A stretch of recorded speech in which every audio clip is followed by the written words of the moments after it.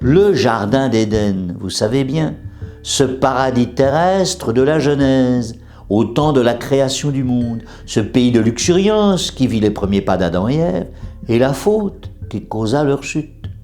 Je dis bien paradis terrestre car, très différent de cet au-delà de béatitude promis par nos religions modernes, il se situait quelque part sur la terre. Oui, mais où ?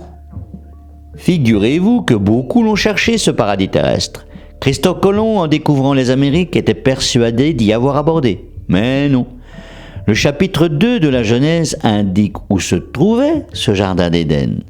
Il est vrai, sans trop de précision.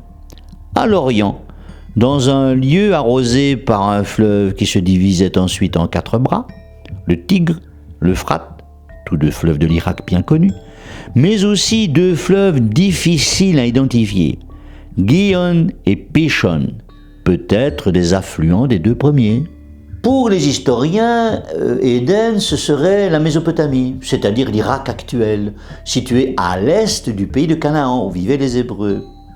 Cette région n'était pas au début de l'histoire aussi désertique qu'elle l'est aujourd'hui, mais c'était plutôt une immense steppe constellée de vergers. D'ailleurs, le mot Éden lui-même serait la déformation d'un mot akkadien signifiant jardin. En effet, les Mésopotamiens étaient passés maîtres dans l'horticulture. Leur pays était décrit dans les tablettes en cunéiforme comme un potager à perte de vue, fournissant tout le nécessaire à ses habitants, et même plus.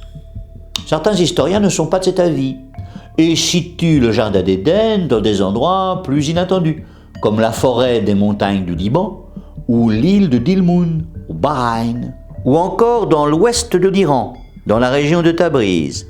La tradition toutefois se contente de la Mésopotamie, lieu d'origine du peuple hébreu, enfanté par Abraham après son exil de la cité de Our il y a 4000 ans.